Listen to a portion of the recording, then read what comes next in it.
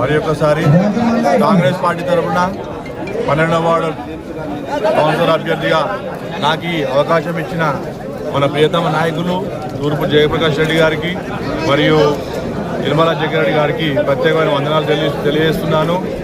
అంతేగాక కాంగ్రెస్ పార్టీ బలపరిచిన అభ్యర్థిగా నేను ఇన్ని రోజులు చేసిన సేవలకు గాను నాకు స్పందించి వారి ఆశీస్సులతో నన్ను బలపరిచి నన్ను ముందుకు వెళ్ళమని వాళ్ళు కోరినారు. కాబట్టి ఇదే వీరి సహకారంతో నేను 12వ వార్డులోని గత 10 సంవత్సరాలుగా ఎలాంటి అభివృద్ధికి నోచుకోలేదు.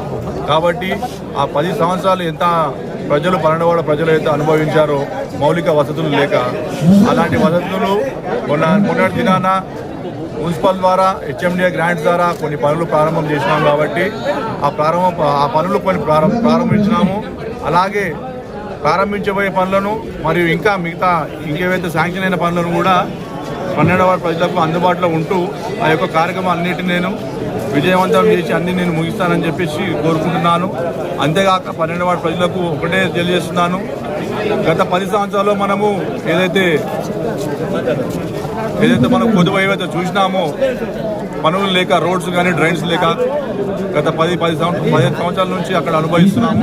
కాబట్టి ఈసారి రూలింగ్ పార్టీ కాంగ్రెస్ పార్టీ రాష్ట్రంలో ప్రభుత్వం ఉంది. కాబట్టి ఆ పార్టీ తరఫున ఉన్న క్యాండిడేట్లకు మద్దతు ఇచ్చినట్టయితే ఈ యొక్క వార్డు పనులు నేను ఏవైతే చెప్పినానో శాంక్షన్ చేయించడే కాకుండా ప్రారంభించి వీటన్నిటికీ కృషి చేస్తానని చెప్పేసి ఈ మీడియా ముఖంగా మీకు తెలియజేస్తున్నాను. మరొకసారి 12వ వార్డు ప్రజలకు అందరికీ నేను తెలియజేస్తున్నాను, నిత్యం అభివృద్ధి కోసం పాటుపడే నేను మీ జి ప్రవీణ్ కుమార్ గారిని 12వ వార్డు కాంగ్రెస్ పార్టీ కౌన్సిలర్ అభ్యర్థిగా పోటీ చేస్తున్నాను. మీరు మీ అందరూ నన్ను అత్యధిక మెజారిటీతో గెలిపించి ఆశీర్వదించాలని కోరుతున్నాను. జై కాంగ్రెస్.